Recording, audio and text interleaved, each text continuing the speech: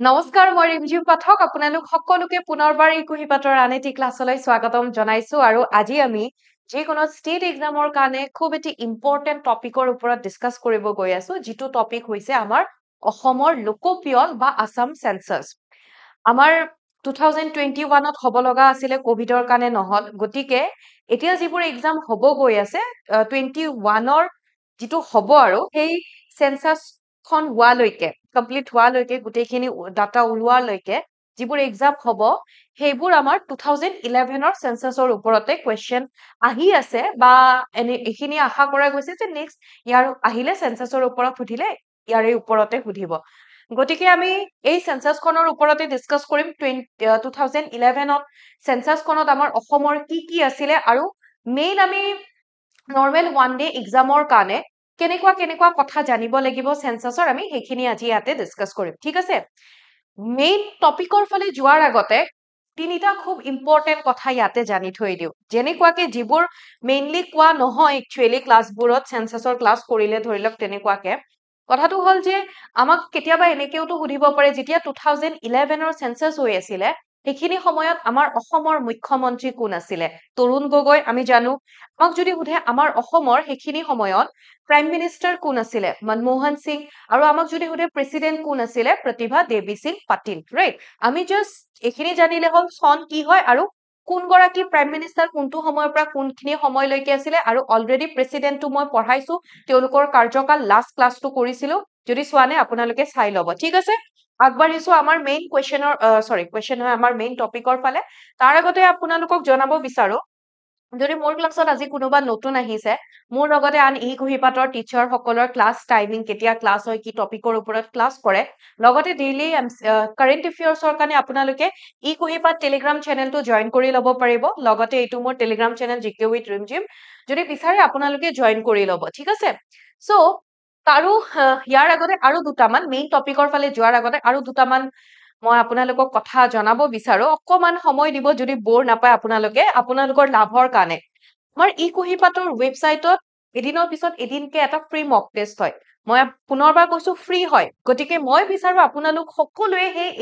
মক টেষ্টটো যাতে এটেম্প কৰে এদিনৰ পিছত এদিন হয় আজি আছে মক টেষ্টটো 8টা বজাত হয় সন্ধিয়া আৰু আপোনালোকে ই কুহিপাতৰ ৱেবসাইটত যাব লগইন কৰি ল'ব তাত আপোনালোকে এই মক টেষ্টটো পাই যাব কিবা যদি ডাউটছ থাকে কেনেকে তাত জয়েন কৰিব তেনেহলে মই দুটা নম্বৰ দিছো যিকোনো এটাত কন্টেক্ট কৰি ল'ব 0361319357 নাইবা 7002940127 কেনেকে জয়েন কৰিব কি হয় সেইখিনিৰ কাৰণে আপোনালোকে একো বুজি নাপালে এই দুটা আপোনালোকে সুধি ল'ব পাৰিব আৰু যদি এনফোৰ্সমেন্টৰ কাৰণে কোনোবাই বিচাৰি আছে এনফোৰ্সমেন্টৰ কেনেকে পঢ়িব কি পঢ়িব এপিএসসি যিটো কন্ডাক্ট কৰিব গৈ আছে এক্সাম যিটো অলৰেডি ফৰ্ম ফিল আপ হৈ গল তো ইয়াতে আমাৰ ই কুহিপাতত এনফোৰ্সমেন্টৰ কোৰ্স আছে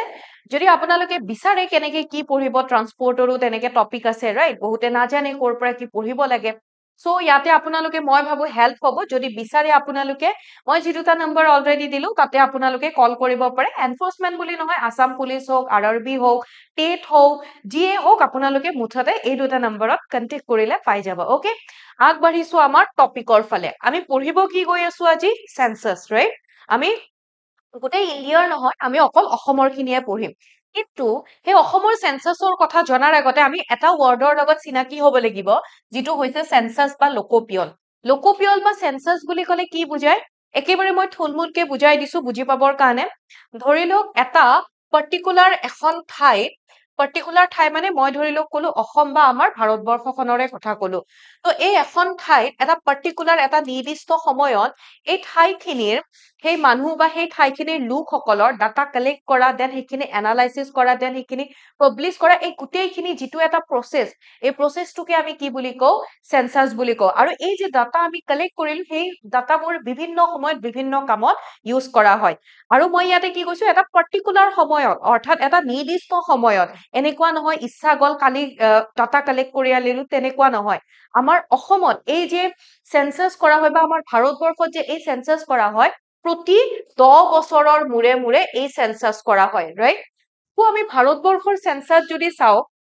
ইন্ডিয়ান সেন্সাস কি হয় one of the largest administrative exercise হয় অৰ্থাৎ আমাৰ অসমত আমি ভাৰতৰ প্ৰশাসনিক অনুশীলনৰ ক্ষেত্ৰত যদি চাও বিশ্বৰ ভিতৰতে আমাৰ ভাৰতবৰ্ষৰ সেন্সাস কি হয় লাৰ্জেষ্ট হয় ওকে দেন সেন্সাসৰ লগত জড়িত ওভাৰঅল আমি ইণ্ডিয়াৰ অসম বুলি নহয় ওভাৰঅল ইণ্ডিয়াৰ আমি সেন্সাসৰ লগত জড়িত কেইটামান কথা জানি থৈ দিম যিকেইটা আমাৰ অসম বুলিয়ে ক'লে ইণ্ডিয়া বুলি ক'লে ইম্পৰ্টেণ্ট হয় যেনেকুৱাকে এই সেন্সাসৰ নোডেল মিনিষ্ট্ৰি বুলি ক'লে কি হ'ব অৰ্থাৎ কোনটো মন্ত্ৰালয়ৰ আন্ডাৰত সেন্সাস মানে কোনটো মন্ত্ৰালয়ৰ আন্ডাৰত আহে তেতিয়াহ'লে মনত ৰাখিব ইয়াতে আমাৰ কি হৈ যাব মন্ত্ৰালয় বুলি ক'লে হ'ব মিনিষ্ট্ৰি অফ হোম এফেয়াৰ্ছ বাট কাৰ ওপৰত এইখিনি দায়িত্ব থাকে আমাক যদি সেন্সাসৰ কথা কোৱা হয় office of the register general and census commissioner তো সেন্সাস কমিশনাৰ বুলি মনত ৰাখিলে হ'ল আৰু এওঁলোক কোনটো ডিপাৰ্টমেন্টৰ আন্ডাৰত আহিব কোনটো মিনিষ্ট্ৰিৰ আন্ডাৰত আহিব হোম এফেয়াৰ্ছ বা গৃহ মন্ত্ৰালয়ৰ আন্ডাৰত আহিব ৰাইট 2011ত যিটো ইণ্ডিয়ান সেন্সাস হৈছিলে তাৰে আমি যদি যিগৰাকী সেন্সাস কমিশনাৰ থাকিব সেন্সাস কমিশনাৰ কোন আছিলে 2011ৰ CM চন্দ্ৰমৌলি বুলি মনত ৰাখিলে হ'ল চন্দ্ৰমৌলি আছিলে 2011 সেন্সাসৰ চিফ কমিশনাৰ মানে আমাৰ কি হয় সেন্সাস কমিশনাৰ আছিলে আৰু ৰিসেন্ট যি হ'ব গৈ আছে 2021ৰ সেন্সাসৰ কাৰণে কমিশনাৰ হিচাপে অৰ্থাৎ সেন্সাস কমিশনাৰ হিচাপে এপইন্ট কৰা হৈছে মৃত্যুঞ্জয় কুমাৰ নাৰায়ণ ৰাইট আৰু তেখেতে কেতিয়া এই মানে এই পোষ্টটো কেতিয়া তেখেতে লৈছে বা তেখেতক কেতিয়া এপইন্ট কৰা হৈছে 2022ৰ 1 নৱেম্বৰত তেখেতক এপইন্ট কৰা হৈছে আমি 2011ৰ সেন্সাসখনৰ লগত জড়িত দুই এটা কথা যদি চাও এইখনক কি বুলি কোৱা হয় socio economic and caste census বুলি কোৱা হয় তাৰ মানে আৰ্থ সামাজিক আৰু জাতি লোকপিয়ল বুলি কোৱা হয় কিয় কাৰণ 1931 বুলি ক'লে কি হ'ব ব্ৰিটিছ ৰাজ ভাৰত স্বাধীন হোৱাই নাই তেতিয়াৰ পৰা প্ৰথমবাৰৰ বাবে তাৰ মানে 31ৰ পৰা প্ৰথমবাৰৰ বাবে 2011ত প্ৰথমবাৰৰ বাবে কি কৰা হৈছিলে ইয়াতে কাষ্ট ইনফৰমেশন ইনক্লুড কৰা হৈছিলে ওকে হেতু কাৰণে আমি সোশিও ইকনমিক আৰু কাষ্ট সেন্সাস বুলিও কওঁ ঠিক আছে তাৰোপৰি প্ৰথমবাৰৰ বাবে কি কৰা হৈছে first ever joint census of areas along the border of India and Bangladesh তাৰ মানে আমি যদি চাও ভাৰত আৰু বাংলাদেশৰ সীমান্তৰ বৰ্ডাৰ যিবোৰ অঞ্চল আছে এৰিয়া আছে সেইবোৰত প্ৰথমবাৰৰ বাবে জয়েন্ট সেন্সাস বা যৌথ লোকপিয়ল কৰা হৈছে হেতু মনত ৰাখিব ওকে আৰু যেনেকৈ মই এইটো ক'লো মৃত্যুঞ্জয় কুমাৰ নাৰায়ণ তেখেতৰ কথা ক'লো দেন 2011 সেন্সাসৰ শ্লোগান কি আছিলে যেনেকৈ আমি ইলেকশ্যনৰ কথা পঢ়িছিলো এইবাৰৰ শ্লোগান কি আছিলে 11ৰ সেন্সাসৰ শ্লোগান কি আছিলে our census our future right আমাৰ লোকপিয়ল আমাৰ কি হয় ভৱিষ্যত দেন প্ৰথম সেন্সাস কাৰ সময়ত হৈছিলে যদি সোধে আমি 1872 প্ৰথম সেন্সাস হৈছিলে আৰু সেইখিনি সময় 1872 বুলি ক'লে ব্ৰিটিছ ৰাজ আৰু সেইখিনি সময়ত আমাৰ ভাৰতৰ ভাইসৰয় আছিলে ইণ্ডিয়াৰ ভাইসৰয় আছিলে লৰ্ড মেও বাট সেইখিনি সময়ত যিখন সেন্সাস হৈছিলে সেইখন গোটেই ভাৰতবৰ্ষত নহয় আমি নন শৃংখলাস সেন্সাস বুলি ক'ব পাৰো কিন্তু 1881ত লৰ্ড ৰিপনৰ টাইমত সেইখিনি সময়ত ভাইসৰয় আছিলে ৰিপনৰ টাইমত প্ৰথম শৃংখলাস সেন্সাস ইয়াতে হৈছিলে ওকে তো সেইটো বস্তু মনত ৰাখিব আমাক এতিয়া এক্সামত যদি সোধে যে প্ৰথম কেতিয়া হৈছিলে সেন্সাস কাৰ সময়ত হৈছিলে আমি চাম 72 কৈছে নে 81 কৈছে দুটা কেতিয়াও একেলগে নিদিয়ে যিকোনো এটা দিব আৰু মেও কৈছে নে ৰিপন কৈছে হেতু চাম আমি যদি 72ৰ পৰা কনসিডাৰ কৰো তেনেহলে 2011ৰ সেন্সাসখন 15 নম্বৰ ইণ্ডিয়ান সেন্সাস হয় আৰু আমি ভাৰত স্বাধীন হোৱাৰ পৰা যদি আমি কনসিডাৰ কৰো তেনেহলে এইখন কিমান নম্বৰ সেন্সাস হ'ব মোক কওকচোন আমি যদি ভাৰত স্বাধীন হোৱাৰ পৰা কনসিডাৰ কৰো প্ৰথম কেতিয়া হৈছিলে 1951ত হৈছিলে ৰাইট তো তেতিয়াৰ পৰা কিমান হ'ব 7 সেন্সাস হ'ব ওকে 7 নম্বৰ সেন্সাস 2021ত হলে আমাৰ কি হল হয় 1872ৰ পৰা কনসিডাৰ কৰিলে 16 হল হয় আৰু ইন্ডিপেন্ডেন্ট ইণ্ডিয়াৰ পৰা কনসিডাৰ কৰিলে 8 নম্বৰ হল হয় এটা কথা মনত ৰাখিব 1981ত আমাৰ অসমত সেন্সাস হোৱা নাছিলে ওকে আমাৰ অসমত সেন্সাস হোৱা নাছিলে 1981 বুলি ক'লে আমি জানো 85ত অসম চুক্তি হৈছিলে আসাম একৰ্ড তো অসমত সেইখিনি সময় যেটো এটা পৰিস্থিতি আছিলে তাৰে কাৰণে আমাৰ অসমত 1981ত সেন্সাস নহল ঠিক আছে দেন এতিয়া আমি আগবাঢ়িছো আমাৰ এই পপুলেশন সেন্সাস খনৰ আমাৰ অসমৰ লোকপিয়ল 2011 চনৰ লোকপিয়লত কি আছে আমি যদি প্ৰথম আমাৰ ইণ্ডিয়াৰ পপুলেশনৰ কথা কওঁ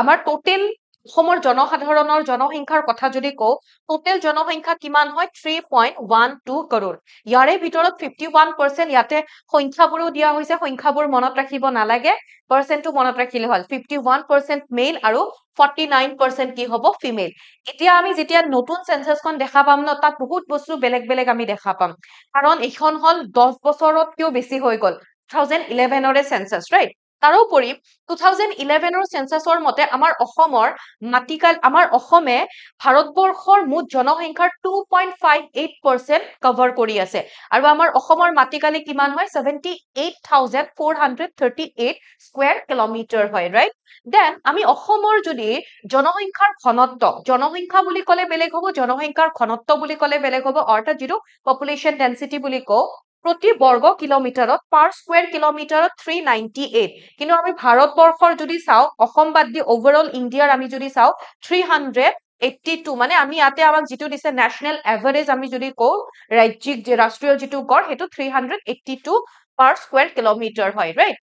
তো এইখিনি মনত ৰাখিব পপুলেশন বুলি ক'লে আমাৰ ইন্ডিয়াৰ 3.12 কৰোৰ হয় 12 কৰোৰ লিটাৰেসি অৰ্থাৎ সাক্ষৰতা পুৰুষ মহিলা বুলি সেপাৰেট কে নহয় পুৰুষ মহিলা উভয়কে ধৰি পেলাই আমাক যদি সাক্ষৰতাৰ হাৰ সোধে 72.19% আৰু 6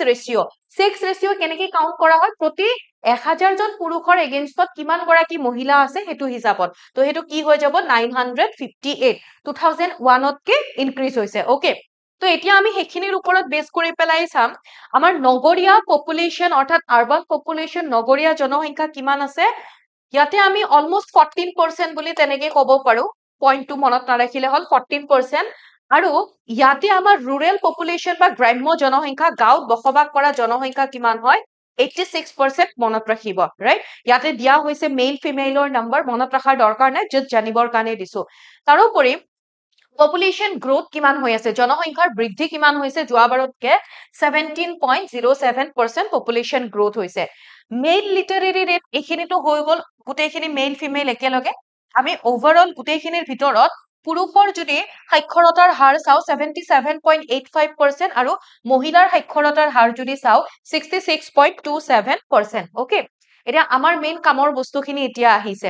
এইবোৰৰ ওপৰত কোৱেশ্চন সুধে এনেকুৱা নহয় যিখিনি কলো সেইখিনি কামৰ নহয় কামত অহা বস্তুৱে কৈ আছো বাহিৰা একো কোৱা নাই তো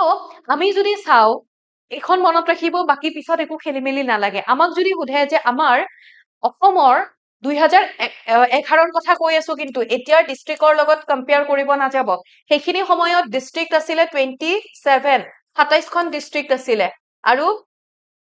আৰু এইবাৰ বৰ্তমান আমাৰ ডিস্ট্ৰিক্ট কিমান হয় 2024 আজিৰ তাৰিখত আমাৰ অসমৰ ডিস্ট্ৰিক্ট 35খন তো সেইখিনি সময়ৰ 11 চনৰ ডিস্ট্ৰিক্টৰ মতে আমি যদি চাও আমাৰ অসমৰ হাইয়েষ্ট এৰিয়া আটাইতকৈ মানে বৃহৎ এৰিয়া থকা হাইয়েষ্ট এৰিয়া থকা ডিস্ট্ৰিক্ট কোনখন আছিলে কাৰ্বি আংলং লিষ্ট এৰিয়া থকা ডিস্ট্ৰিক্ট কোনখন আছিলে কামৰূপ মেট্ৰ কামৰূপকো এডমিনিষ্ট্ৰেচনৰ কাৰণে দুটা ভাগ কৰি দিয়া হৈছিলে কামৰূপ ৰুৰেল আৰু কামৰূপ মেট্ৰ ওকে তো সেই কামৰূপ মেট্ৰ 11 চনৰ মতে কৈছো আজি হলেতো বেলেগ হৈ যাব আজিৰ তাৰিখত বেলেগ হৈ যাব বজালি এইবোৰ হৈ গৈছে ন তো আজি হেতুৰ লগত মানে খেলিমেলি যেন নালাগে বাৰে বাৰে কৈছো তাৰ পাছত ডিস্ট্ৰিক্ট উইথ হাইয়েষ্ট পপুলেশন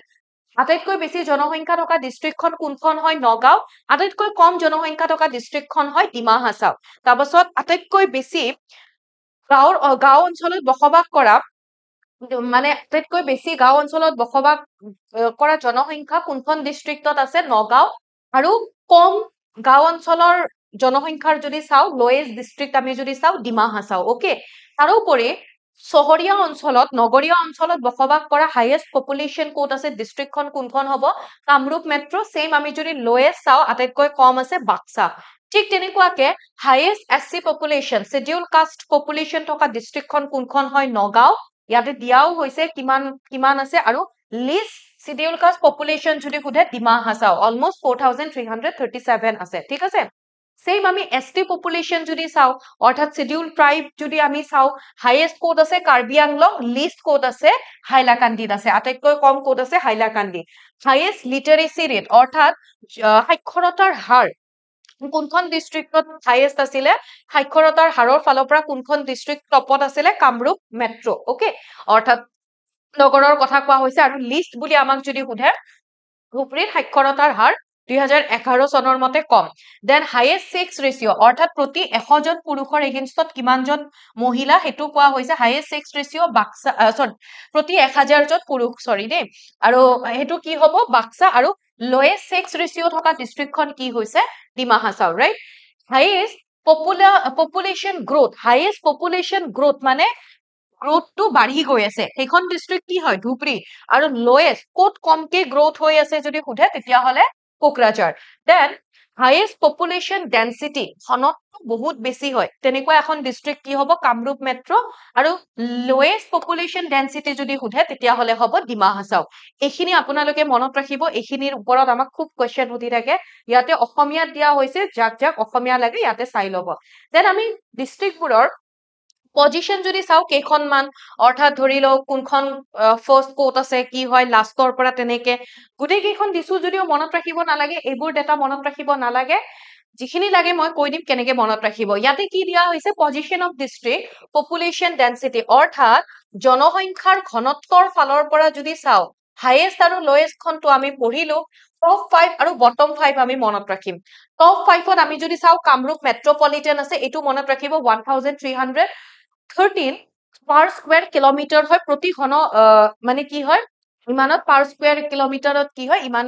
1313 গৰাকীকে মানুহ আছে ওকে তো কামৰূপৰ পিছত আছে ধুবৰী তাৰ পাছত বৰপেটা নলবাৰী আৰু নগাঁও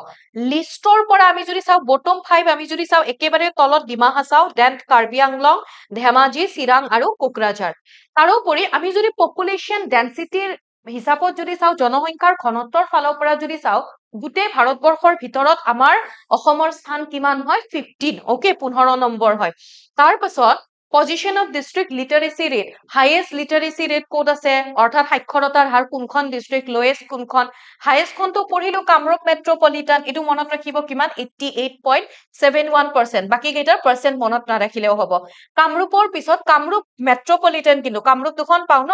তো মানে নগৰীয়াখন তাৰ পাছত যোৰহাট শিৱসাগৰ কাছাৰ আৰু নলবাৰী টপ 5 বটম 5ত যদি চাও ধুবৰী দৰং চিৰাং বৰপেটা আৰু কোকৰাঝাৰ ওকে এতিয়া কিন্তু এইবোৰ চেঞ্জ হৈছে চেঞ্জ হ'বয়ে হেতু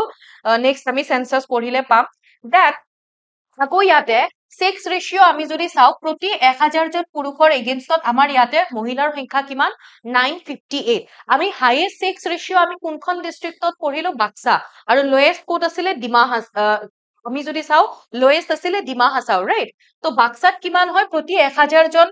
পুৰুষৰ এগেইনষ্টত 974 ফিমেল আছে বাক্সাৰ পিছত উদালগুৰি দেন চিৰাং দেন লখিমপুৰ আৰু ইফালে মৰিগাঁও বটম 5ত যদি চাও একেবাৰে লাষ্টৰ পৰা যদি চাও ডিমা হাছাও তাৰ মানে প্ৰতি 1000 জন পুৰুষৰ এগেইনষ্টত 932 মহিলা আছে তাৰ পাছত কামৰূপ মেট্ৰপলিটন বৰপেটা কাছাৰ আৰু ইফালে কামৰূপ এইকেইখন মনত ৰাখিব আৰু এটো মনত ৰাখিব সেক্স ৰেচিঅ' 1000 জন পুৰুষৰ এগেইনষ্টত মহিলাৰ সংখ্যা কিমান ঠিক আছে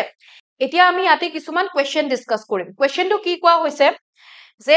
এইখিনি যিখিনি কলো সেইখিনি মনত ৰাখিব তাৰ ওপৰতে তেনেকে কোৱেশ্চন আহে বেছিকে কোৱেশ্চন কৈছে what is the total area of Assam অসমৰ মুঠ মাটিকালি কিমান হয় কি পঢ়িলো 78,438 square kilometer then which of the following district in Assam has the highest population 2011 ৰ মতে আমাৰ অসমৰ কোনখন জিলাৰ জনসংখ্যা সৰ্বাধিক জনসংখ্যা বুলি ক'লে আমাক পপুলেশ্যন ডেন্সিটি বুলি যদি সোধে জনসংখ্যাৰ ঘনত্ব ক'ত বেছি যদি সোধে তেতিয়াহ'লে আমি কম Kamrup metro right population density বুলি ক'লে কি হ'ব ধুবৰী বুলি ক'লে যদি আমাক সোধে গ্ৰোথ ক'ত কিমান হৈ আছে বেছিকে বাঢ়ি ক'ত আছে তেতিয়াহ'লে হ'ব ধুবৰী কিন্তু জনসংখ্যা হাইয়েষ্ট বুলি ক'লে কি হ'ব হেতু কি হয় ক'বচোন মইতো ক'লো অলৰেডি তাৰপিছত what is the rank of Assam among all states in population measure জনসংখ্যাৰ পৰিমাপত সকলো ৰাজ্যৰ ভিতৰত অসমৰ স্থান কিমান হয় পপুলেশ্যন হিচাপত স্থান কিমান হয় মাটিকালি হিচাপত কিমান হয় তাৰপাছত গ্ৰোথ হিচাপত কিমান হয় তেনেকে আমাক সুধিব পাৰে আমি যদি পপুলেশ্যন হিচাপত যদি চাও 15 নম্বৰত আহে আমাৰ অসম সেইখিনি আমি ইয়াতে চাই লও আমাক যদি জনসংখ্যাৰ আকাৰত সোধে তেতিয়াহ'লে গোটেই ভাৰতবৰ্ষৰ ভিতৰত অসমৰ স্থান কিমান 15 আমাক যদি মাটিকালিৰ হিচাপত যদি সোধে এৰিয়া হিচাপত যদি সোধে আমাৰ অসমৰ স্থান কিমান 16 আমাক যদি লিটাৰেচিৰ ওপৰত যদি সোধে অৰ্থাৎ সাক্ষৰতাৰ হাৰৰ ওপৰত যদি সোধে ভাৰতবৰ্ষৰ সেইখিনি সময়ত কেইখন ষ্টেট থকা বুলি সেইখিনি সময়ত ভাৰতবৰ্ষত কেইখন ষ্টেট আছিলে সেইটো এটা কথা 2011 হলে তেলেংগানাটো ফৰ্ম 1 আছিলে তেলেংগানা 14ত হল তো কিমান হ'ব তেলেংগানা 29 আছিলে তো সেইখিনি সময়ত কিমান কেইখন ৰাজ্য আছিলে বহুত বেছিও নাছিলে বহুত বেছি মানে বহুত বেছি নাছিলে মানে এইটো হিচাপত যদি চাও আমাৰ লিটাৰেসি ৰেট কিমান হয় 26 নম্বৰত আমি অসম আছো তো ভাবক আমি অসম হে লাষ্টৰ ফালে আছো হয় নে একেবাৰে আমি যদি চাও হে লাষ্টৰ ফালে বটম 5তে আমি আছো তো এটো আমাৰ সাক্ষৰতাৰ হাৰ কিন্তু ভাল নহয় এই ৰেংকটো বাকি আমি যদি এটোটো মই কলো পপুলেশন ডেন্সিটি বুলি কলে জনসংখ্যাৰ ঘনত্ব বুলি কলেও আমি কিহত আছো 15 নম্বৰত আছো ওকে সো এইখিনি আছিলে বাকি যদি সেইখিনি বাকি বস্তু বুজি পাইছে তেনেহলে কোৱেশ্চন যিয়ে নিদিয়ক কিয় আপোনালোকে কৰিব পাৰিব আৰু মই আশা কৰিছো ক্লাছটো ভাল পাইছে যদি ভাল পাইছে আপোনালোকৰ বন্ধু বৰ্গৰ সৈতেও শ্বেয়াৰ কৰি দিব আৰু কিবা ফিডবেক থাকিলে হেতু জনাব লাইক এটা কৰি দিব থ্যাংক ইউ সো মাচ